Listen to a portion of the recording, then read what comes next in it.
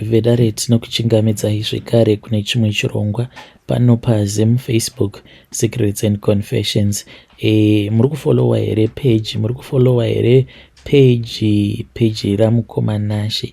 If you are following the page, you can tell me in the comment section. Kune avo vasati vafollowa page, I encourage you kuti munge muchizofollowawo page, ndokwatichange tichizoposta zvekare maconfessions nepano pachannel yedu. Rekedzai tibva tapinda mumamessages edu atadzoka takakubatirai. Message yedu yekutanga yakamira sekudai so: hanzi makadi zvenyu mukoma, ndinokumbirawo kuti munge muchizondiposterawo nyaya yanguwo makavika chitupa changu. Inini zita rangu ndinoitwa Tafadzwa, not my real name. Ndiri kuraramawo ndiri munomu muSouth Africa nemudzimai wangu uyo wandichati Patience Peshi, not a real name. Saka nyaya iyi yandikuda kuti ndinge ndichizoshare nemi. I never thought kuti ndingasvika pakuzoita zvinhu zvakadaro, but ndo zvakatoitika. What more can we do about it? Saka right now ndinogara ndichingofila guilty kuti zvinhu zvandakaita, ndakaita zvinhu zvakashata. Saka I just need to confess. Uye zvekare ndinoda kublame vadzimai vangu. I blame my wife because panguva yacho iyoyo tainge titori busy and we were busy titori muprocess yekuti tinge tichiromba. Saka vadzimai vangu ndopa vakabva vazonditi vainge vachida kuti munin'ina wavo ange achizouya kunoku kuSouth Africa, ange achizotanga kugara nesu. Mainge muri mugore ra2022 ndo pandakabva ndazoita a very terrible mistake. Saka amainini ava vakati vauya, munongozivawo kuti amainini nabanguru munozongokumisidzira mava kutanga kutamba chikudo paya muchitamba chiramo. Zvino vakazoti vauya vachibva kuZim ndokubva vatanga kugara nesu tigere kunoku kuJohannesburg. Saka amainini ava at that time vainge vaine 19 years, vainge vachangopedza zvidzidzo zvavo at a certain college kuZimu uku. Saka takatovagamuchira paya nemufaro, kana neniwo ndainge ndichitofara ndichitoti mainini mukadzi wangu auya. Uye zvekare ndainge ndakavavimbisa kuti ndainge ndichazovatsvakira basa, but instead manje ndakabva ndazotanga kuvachiva because ivo mainini vainge vakanaka kudarika mudzimai wangu. Ndikabva ndatoti panapa zvitori nani kutoti ndinge ndichitombomhanya navo amainini. Ivowo amainini ndakati ndavapfimba paya havana kana kumboramba, ndokubva ndatotanga kutochimhanya paya. We were really in love. At first ndakangoti zvimwe kuda tiri kungotamba chiramo, but takabva tazotongokaruka tava kutosangana tose pabonde. Zvino takati tatanga kusangana pabonde paya hatina kana kumbogara takashandisirana dzeviriro because ndaitya kuti kana ndikazotenga maprotector kana mudzimai wangu aikwanisa kuzomaona. Saka tainge tichitongeta yeke. Mudzimai wangu aingoti kana akangobuda chete then taibva tatosara tichitotamba chigemu chedu tobva tatorovana kwiki paya. Saka before long amainini vainge vabatira pamoviri. Vakabva vazondiudza kuti ivo vainge vabatira pamoviri. Tikabva tati how because amainini ava vainge vachifanira kutoti vange vachitoroorwa. Mufesi wavo he was out of the country at that time. Tikabva tati zvino toita sei? We really panicked. Ende ndakatanga ndaenda ndikabva ndazonoudza umwe muchinda uyo ainge achitibatsira, ainge ari n'anga yedu. Saka muchinda uyu panguva yacho iyoyo wekuMozambique ainge achigara pasame complex patainge tichigarawo panguva yacho. Saka ndakabva ndazoenda kurumu kwake, ndikabva ndati shamwari ndabhaiza ini, ndikabva ndazomuudza everything that had happened. Akabva ati wani ndakakuudza paya pawakauya kwandiri uchiti uri kuda mishonga yekuti unge uchizodiwa nevakadzi, ndikakuudza kuti zvinhu izvi zvauri kuda kuita mangwana uchazochema. Saka ainge ava kutopanikawo paya. Saka akabva andiudza kuti everything that I wanted to do, it was going to ruin my marriage, uye zvekare to destroy my life. Ndikabva ndati zvino ndoita sei? Amainini ava vane pamoviri apa vari kufanira kuti vange vachizoroorwa. Ndakabva ndazoudza mukadzi wangu everything that had happened. Mudzimai wangu akabva atsamwa ndokupopota paya. Ndakabva ndazodzokera zvekare kune n'anga iyaya. Ndikabva ndaiudza kuti mudzimai wangu ainge ava kutojamuka. Saka later on mudzimai wangu mukuzonotaura, munongoziva kuti mukadzi nemurume kana mukagara mangoita madhilu ekuti munombofambira nyaya dzekuti tiri kuda kuromba muri pamwe chete, kunyange mukazoitirana mamistakes zvinenge zvakatosiyana, munenge mava nekamwe kakunzwisisana. So saka mudzimai wangu akabva azonditi it was fine, ainge aboyekana hake, but ndo zvainge zviripo and we needed to make a plan. Ndikabva ndati plan yakaita sei?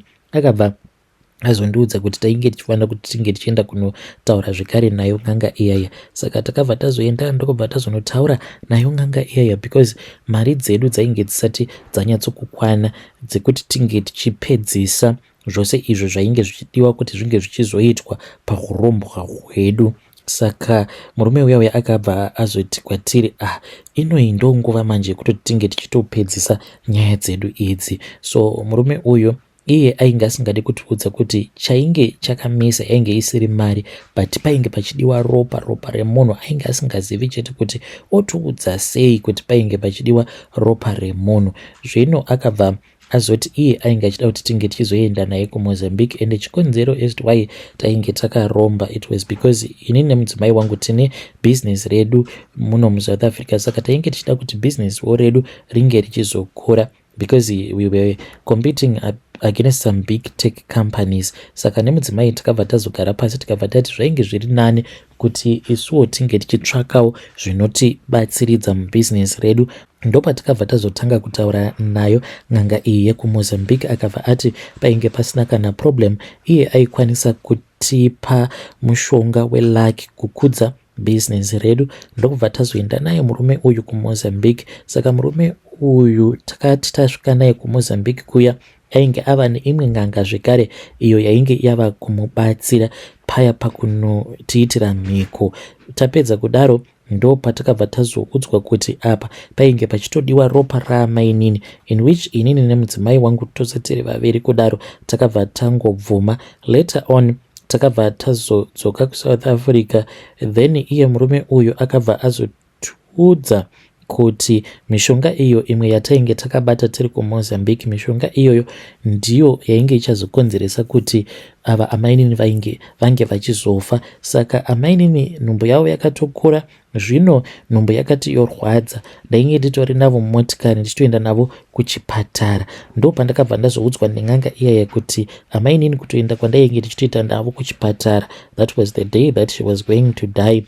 At that time ndakatongoona kutoti kunyange ndikachema, kunyange ndikaita sei, it was already too late. Amainini ava she was going to die. So ndakabva ndazoenda navo amainini ndokubva ndazovasiya. Amainini vakafira paChris Hani Hospital. Amainini ava vachizonofa vakarwadziwa mukoma. And madoctors tinongonzwa zvichinzi hanzi madoctors vakazama nepose pavainge vachigona napo asi zvikaramba. Saka ng'anga iyaya yakabva yazondiudza kamufiro ako kainge kakaita ivo amainini. Saka ng'anga iyi yakanditi yakabva yazodana vamwe doctor avo vainge vachangobva mukupinda pashift. Saka doctor ava hanzi vakabva vazouya mudare, but vakauya vari mweya, then vakabva vazoti vava kudzokera vainge vakatoberekana nemhepo, vainge vakatoberekana nemweya weng'anga iyoyi. Saka ng'anga iyi yakabva yazoenda ikabva yazonogara pamutumbi wavo doctor vaya. Saka doctor vaya kunyange vaiti pakunobatsira amainini vainge vava kusavabatsira ivo, vainge vava kushandiswa nemweya weng'anga. And ng'anga iyi yainge ichida kuti zvose zvainge zvichazoitika amainini vainge vachifanira kuti vange vachizofa. Amainini ndokubva vazofa zvikabva zvanzi there were some complications, but vanhu vainge vasingatozvizivi kutoti kutofa kwainge kwakaita amainini ivo ndisu tainge takatovachekeresa. After amainini vabva mukuvigwa, then mudzimai wangu ndopa akabva azondiudza kuti tainge tichifanira kuti tinge tichizopedzisa hanzi one more final step kuti tinge tichizopedzisa kuita mhiko dzedu idzi, because ndisu takatouya nacho chitunha chaamainini.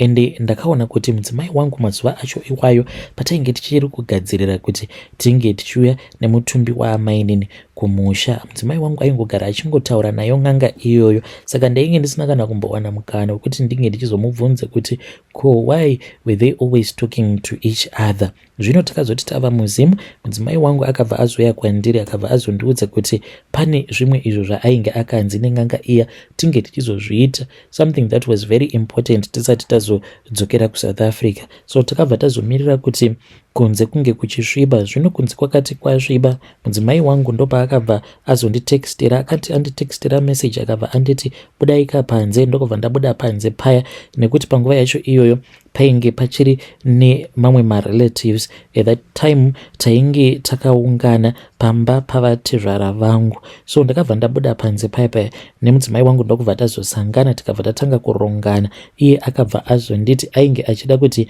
ndinge ndichimutevera, ndokubva atanga kubuda iye gate, ndikabva ndazofambawo ndichimutevera.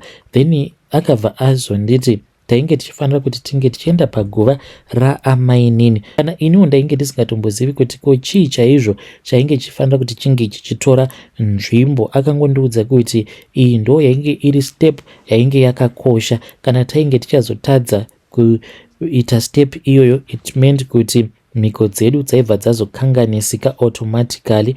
Mudzimai wangu akangoramba achingonditi nditeverei kuzonosvika tichizonosvika paguva ravo amainini. Takati tasvika paguva raamainini, then iye mudzimai wangu wanikwe ava kutofamba paya, ndokubva atoenda padhuzesa neguva ravo amainini, ndisingatozivi kutoti ko chii chainge chichida kumbotora nzvimbo. Mudzimai wangu akabva azotarira akabva azoona kuti zveshuwa kwainge kusina kana umwe munhu ainge ambotitevera kana kutiona. Saka mudzimai wangu iye akabva atongodzikisa sketi yake uye zvekare nechipfeko chake chemukati. Akati apedza kudzikisa sketi nechipfeko chake chemukati, ndokubva aita sekunge anochonjomara kuitira kuti paya paainge ozoita tsvina yake inge ichizonodonhera pamusoro peguva raamainini. Akabva azoti achonjomara kudaro, wanikwe munhu ava kutopusha paya achitopusha, then ndokubva atotanga kutoita tsvina. Akati apedza kuita tsvina kudaro, akabva azondiudza kuti neniwo ndainge ndichifanira kuti ndinge ndichizouya, then ndobva ndazotendekera chombo changu. Ndakabva ndazoburitsa chombo changu ndini uyo, ndokubva ndazotendekera tsvina yainge yakaitwa namadhamu, ndokubva ndazotanga kuitira tsvina iyaiya weti. Ndakati ndapedza kudaro, mudzimai wangu akabva azonditi nemiwo muri kufanira kuti munge muchiitira katsvina pamusoro peguva raamainini venyu. Kuti ndinge ndichiramba, ndakabva ndaona kuti zvainge zvisingatomboshandi. Ndini uyo ndokubva ndatodzikisa trousers rangu uye zvekare nechipfeko chemukati, ndikabva ndangorovawo stands randainge ndakaona rakarohwa nemudzimai wangu, ndikabva ndakotamira paya. Ndini uyo ndigopusha, then tsvina ikati youya. Zvino ndakabva ndazoitira tsvina pamusoro peguva ravo amainini. Ndakati ndichingopedza kudaro, naiyewo mudzimai wangu akabva auya, ndokubva aitira weti pamusoro petsvina yangu. Then mudzimai wangu akabva azondiudza kuti zvose izvo zvatainge taita kwainge kuri kutozadzikisa mhiko dzedu uye zvekare kuzoitira kuti chipoko chavo amainini no matter what chisazombofa chakatinetsa zvekare. Uye zvekare idzi dzainge dziri nzira dzekuti tinge tichizosunga upfumi hwedu, kusunga kuti shwe. So kubva ipapo mukoma kusvika pari zvino handisati hangu ndakamboona chipoko chavo amainini, but zvazvinoita ndezvekuti paya kana ndava kuda kunorara, ndinoti kana ndikangovhara maziso ndichiri kutsvaka hope paya, ndopandinofila as if amainini ndinoita sekunge ndinovafila vachitofamba vachitoya vobva vatopinda mubedroom. So ndozvandinofila izvozvo. I don't know if in the future if I am going to see chipoko chavo, saka I just feel a presence. Ndokubva tazodzoka zvekare kuno kuSouth Africa. Aiwa, takati tadzoka kuno kuSouth Africa, then kwainge kuine umwe murungu uyo watainge tichiwirirana naye. Murungu uyu tainge takamboshandidzana naye. Saka murungu uyu iye ane an engineering company, but murungu uyu manje akasoenda kuAustralia. So murungu uyu akabva azotanga kutaura neni, akabva azondiudza kuti vainge vaine imwe big project yavainge vachida kuti vange vachizoita muno muSouth Africa yema-renewable energies. Saka akabva azondiudza kuti whilst they were planning, ndokubva azofunga nezvangu pama-investments avo. Saka right now kambani yangu yakatosaina a big project nekambani yavo. We are waiting to sign the final contract. Saka a lot of of good things have been happening kubva zvatakabva kuZim tichidzoka kuno kuSouth Africa, uye zvekare titori nemamwe maprojects mamwe atava kutorana, but inini manje ndinongogara ndichingofila this sense yekungonzwa kuti as if mweya waamainini unenge uchingotenderera. Ndinoti kana ndikaenda uko ndinonzwa sekunge mweya wavo amainini unenge uchinditevera. Ndinoti kana ndikaenda uko ndonzwa zvekare sekunge mweya waamainini unenge uchingonditevera. Saka handizivi kuti nezvose izvi zvatakaita izvi, kuti mari dzose idzi dzatava nadzo, uye zvekare nemishonga nemhiko idzo dzatakaita paguva raamainini, sezvinotaurwa nemudzimai wangu kuti ndo zvichazoita kuti tinge tichizova protected kubva kumhepo dzakasiyana siyana. Handizivi kuda zvimwe kuda I am going to be protected, but mumwoyo mangu ndinonzwa kuti peace, chinonzi peace handitomborina. I know kuti zvinhu zvatakaita zviri very wrong. Hey vedare, ndo message iyo yandakatumidzirwa ichibva kuna mukoma vedu avo. Please ngatizame kuti tinge tichitaura navo mukoma vedu ava mucomment section. Yeah, strange things they do happen in this world. Akomana hanzi pane zvatakanoita paguva ravo amainini. Hey, kunoita tsvina pamusoro peguva raamainini. Ngatizame kuti tinge tichitaura navo mukoma vedu ava mucomment section.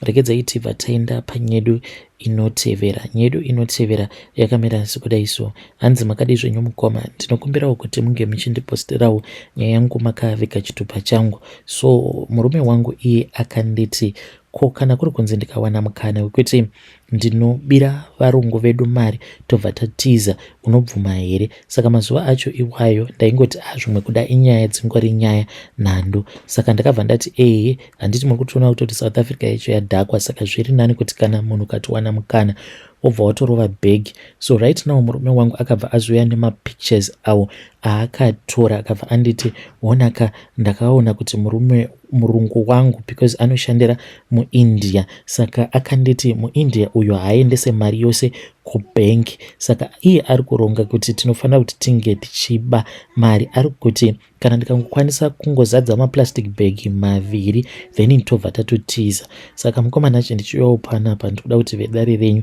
vange vachindibatsirawo, uye kana kuri kunzi zvinoita murume wangu let's say akaba mari, tingaita sei? Zvinoita here kuti tobva tatiza same time? Hatizobatwi here? Kana kuti tinofanira kuti tinge tichimbotsvaka kumwe kwekuti tinombonogara tiri muno muSouth Africa then later on tobva tazotiza. Saka ndinodawo kuti vedare renyu vange vachindibatsirawo, uye kana kuri kunzi hazviite murume wangu ndomuudzawo kuti kudii. Hey vedare, ndo message iyo yandakatumidzirwa ichibva kuna vahanzvadzi vedu. Zvakangoma hazvo vedu we, ngatizame kuti tinge tichitaura navo vahanzvadzi vedu ava mucomment section. Yeah, zvakangoma hazvo vedu we.